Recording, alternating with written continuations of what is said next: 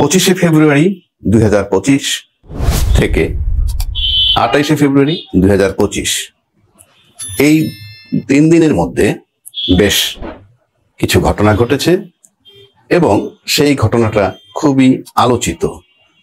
একটি ঘটনা আমাদের সেনাপ্রধানের ভাষণ। উনি একটা বক্তব্য রেখেছেন রাওয়া ক্লাবে 25 তারিখে, যেটাকে রাষ্ট্রীয়ভাবে শহীদ সেনা দিবস ঘোষণা করেছে। সেই উপলক্ষে রিটায়ার্ড কিছু অফিসার বা তাদের পরিবারের লোকজন যেখানে ছিল তাদের উদ্দেশ্যে, কিন্তু আলটিমেটলি ওনার বক্তব্যটা ছিল জাতিকে অ্যাড্রেস করা, এবং পরদিন জাতীয় সমস্ত পত্রিকায় বিরাট বিরাট হেডলাইন আকারে এটা প্রকাশিত হয়েছে। অর্থাৎ উনি যদি না চাইতেন সেনাপ্রধান, তাহলে এই নিউজটা তো আসতো না, কিংবা একান্ত যদি রাওয়া ক্লাব কেন্দ্রিক হতো, মিডিয়া ওখানে যাওয়ার সুযোগ না থাকলেই হতো। এখন এটা পাবলিক হয়েছে বলে আমার কোনো আপত্তি নেই, পাবলিক না হলেও কোনো আপত্তি ছিল না। কিন্তু প্রশ্ন হচ্ছে সেখানে অনেক বিষয়ে কথা বলেছেন। বিডিআর কিলিং সেই বিষয়টা এসেছে, সেখানে উনি বলেছেন বিডিআর কিলিংটায় বিডিআর সদস্যরাই বিডিআরদেরকে মানে অফিসারদেরকে হত্যা করেছে এবং সেখানে ফুল স্টপ, ইফ বা বাট আসবে না। তার মানে হচ্ছে এই যে তদন্ত চলমান, সেখানে কিন্তু তদন্তের প্রধান যিনি ফজলুর রহমান সাহেব মেজর জেনারেল উনি উপস্থিত ছিলেন, সেটাও সেনাপ্রধান বলেছেন। তার মানে এবং এটা উনি এটাও বলেছেন তদন্তে দেশি বিদেশি ইনভলভমেন্ট পাওয়া যায় কিনা সেটা তদন্তে বেরিয়ে আসবে, কিন্তু যা কিছু তাই বেরিয়ে আসুক, কিন্তু কিলিংটা করেছে বিডিআররাই। এখন উনি ফুল স্টপ দিয়েছেন। এটা নিয়ে অনেক আলোচনা হচ্ছে, আমি সেই বিষয়ে যাচ্ছি না, কিন্তু আমি যাচ্ছি অন্য বিষয়ে। সেটা হলো এই যে তার এই বক্তৃতায় উনি বলেছেন যে আমি দেশবাসীকে সতর্ক করে দিচ্ছি, পরে যাতে আপনারা না বলেন যে আপনাদেরকে সতর্ক করি নাই। এবং উনি বলছেন যে নিজেদের মধ্যে কাদা ছড়াছড়ি বন্ধ করতে হবে, এবং এটা যদি বন্ধ করা না যায় তাহলে কিন্তু একটা সময় দেশের স্বাধীনতা সার্বভৌমত্ব বিপন্ন হতে পারে। এবং উনি দুই জায়গায় আমি ভাষণটা শুনেছি, সেখানে আমাদের প্রধান উপদেষ্টাকে ডক্টর ইউনুস বলে অ্যাড্রেস করেছেন। আমি ঠিক জানি না করা যায় কিনা, এ ব্যাপারে আমাদের ব্রিগেডিয়ার সাখাওয়াত সাহেবকেও প্রশ্ন করা হয়েছিল। উনি তখন বললেন যে এটার উত্তর উনি দিতে পারবেন। এটা মানে একটা জিনিস বোঝা গেল, উনি দিতে পারবেন বলে মানে এটার মানে হচ্ছে সাখাওয়াত সাহেব বলতে পারলেন না whether it is correct or not correct। একটা কোশ্চেন মার্ক থেকে গেছে।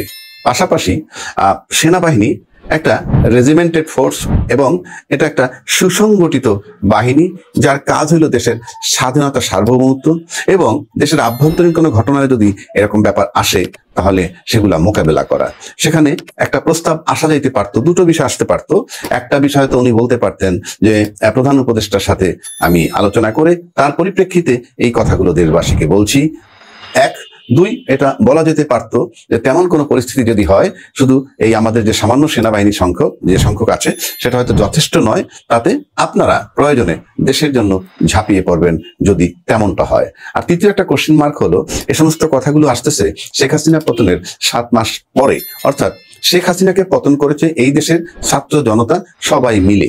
তো তাকে যদি অপসারণ করা হয়, ব্যাপারটা টোটালটাই আমাদের আভ্যন্তরীণ ব্যাপার, এবং এই আভ্যন্তরীণ ব্যাপারে আভ্যন্তরীণ সমস্যা হতেই পারে, আভ্যন্তরীণ মারামারি আন্দোলন হতেই পারে, কিন্তু তার সাথে স্বাধীনতার সার্বভৌমত্ব বিপন্ন হতে পারে। কথাটা আমার কাছে বেখাপ্পা বা বেমানান মনে হচ্ছে। কিন্তু যেহেতু সেনাপ্রধান ফার্স্ট হ্যান্ড, অর্থাৎ উনি যা কিছু বলবেন বা যা কিছু জানেন সরাসরি, সুতরাং তারটা অবশ্যই কারেক্ট, কিন্তু আমার কাছে সেটা বেখাপ্পা মনে হয়। পাশাপাশি আজকে একটা জিনিস এস্টাবলিশড হয়ে গেল বাংলাদেশে এখন, যে আমি এখন সেনাপ্রধানের বক্তব্য সমালোচনা করতে যাচ্ছি না, মেইনলি চাচ্ছি দেশটা কোথায় যাচ্ছে। এবং সেনাপ্রধান বলছেন যে যত দ্রুত নির্বাচন দেওয়া যায় একটা নির্বাচন, সেটা ডিসেম্বর কি আপাতত ধরে নেওয়া হয়েছে, অর্থাৎ নির্বাচনটা দিয়ে এবং নির্বাচন পর্যন্ত এই সরকারকে উনি সহযোগিতা করবেন এমন কথাটাও উনি বলেছেন। তার মানে নির্বাচনের পর কি কিংবা নির্বাচন পর্যন্ত আদৌ যাইতে পারবো কিনা সেই জায়গাটায় আমি আসতে চাচ্ছি।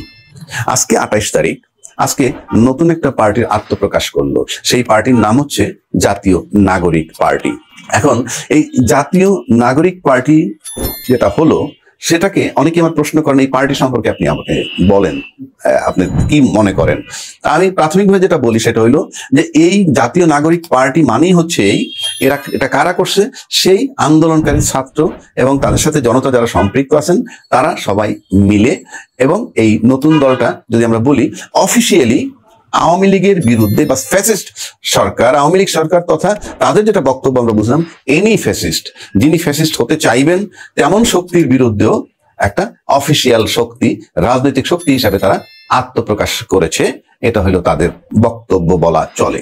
এখন প্রশ্ন হচ্ছে এদের সাথে কারা আছেন? আমি যেটুক বিভিন্ন জনের বক্তব্য, কথাবার্তা এবং কারো লেখা আমি পেয়েছি, ফেসবুকে পেয়েছি, এই সবকিছু যদি মিলাই তাহলে একটা যদি দেখা যায় যে এদের সাথে কারা আছেন বা থাকবেন, প্রাথমিকভাবে মনে হচ্ছে এদের সাথে থাকবেন নিঃসন্দেহে, কোনো সন্দেহ নাই। একটা কথা আছে যে ইউনূস সাহেব বলছেন ছাত্র একটা পার্টি করবে, তিনি উৎসাহিত করছেন, এরকম কথা আছে। আমি তর্কের খাতিরে ধরে নিলাম, কারেক্ট। তাহলে এই পার্টির সাথে নেপথ্যে ইউনূস সাহেব আছেন, এটাকে আমি ধরে নিলাম। উল্টা দিকে যদি আসি, তাহলে এই ছাত্রদের সাথে যারা আছে, এই পার্টির সাথে কারা কারা আছে? এদের সাথে আছে বিডিআর হত্যাকাণ্ডে যারা শহীদ হয়েছিল, তাদের পরিবার, আত্মীয় স্বজন, সবাই, কোনো সন্দেহ নাই। দ্বিতীয়, এই হত্যাকাণ্ডে গয়রহ বহুজনকে, বহু বিডিআর সদস্যকে ভিকটিম করা হয়েছে। আমরা কোনো জায়গায় পেয়েছি এই ইউনিটে কতজন আছে, 400 তো 200কে আসামি করো, এখান থেকে 50 জনকে আসামি করো, এ ধরনের কথা আমরা শুনেছি।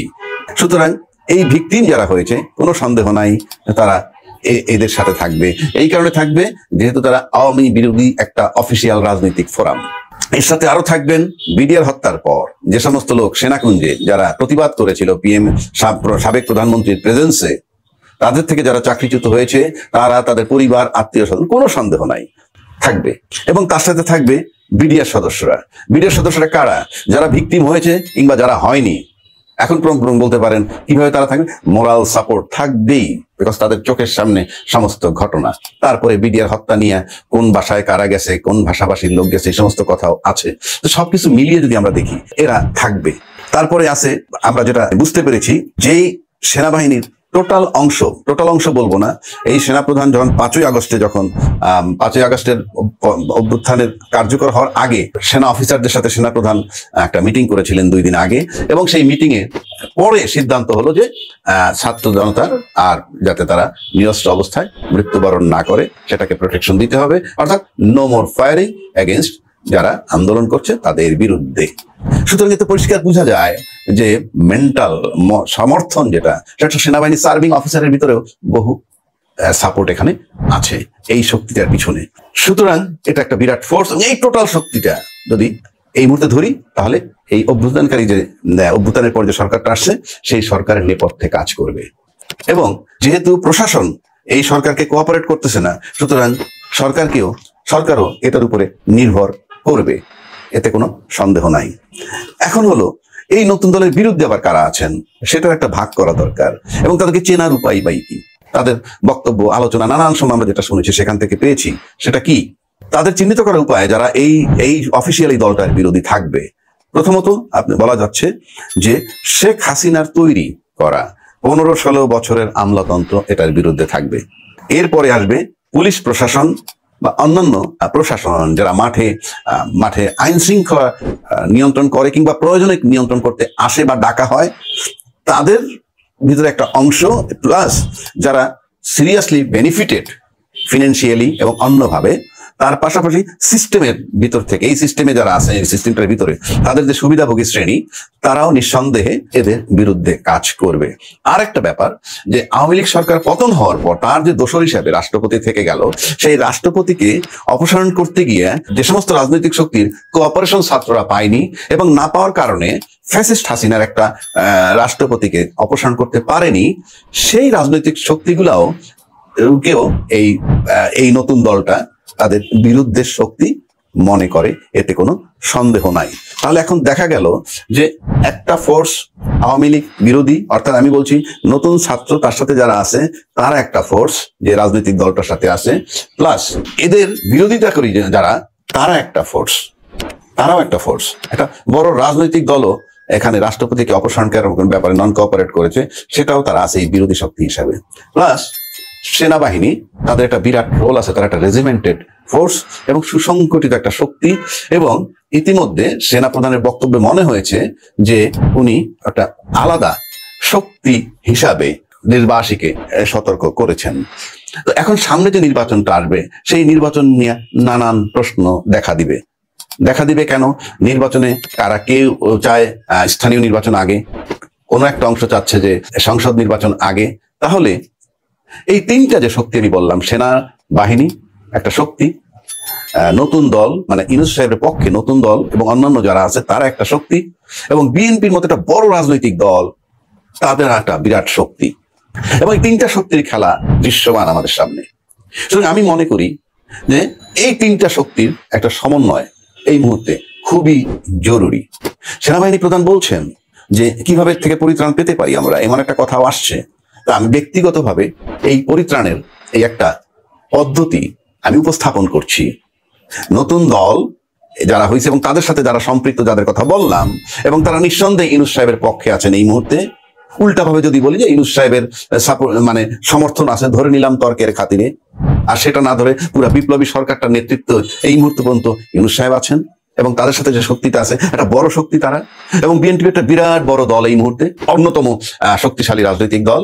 এবং সেনা প্রধানের বক্তব্য থেকে সেনা বাহিনী ও একটা রেজিমেন্টের আলাদা একটা শক্তি, যেটা সার্বভৌমত্বের জন্য দরকার প্রতীক বাংলাদেশের, এবং এটা বাংলাদেশের স্বাধীনতা সার্বভৌমত্ব যে হুমকি কথা বলেছেন, যদি এমন হয় সেটার জন্য তারা রক্ষক।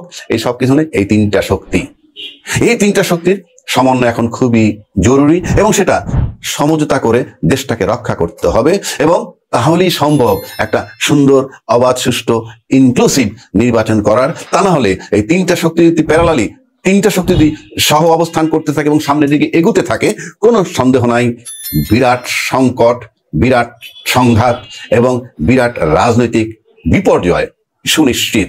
সুতরাং আমিও একজন দেশের সাধারণ নাগরিক হিসাবে এই তিনটা শক্তিকে ঐক্যবদ্ধ হয়ে একটা সমন্বয় সাধন করে একটা জায়গায় যেতে হবে, এবং একটা সুন্দর নির্বাচন উপহার দিয়ে দেশবাসীকে একটা সুন্দর গণতন্ত্র দিয়ে ইউনূস সাহেবকে বিদায় দিতে হবে।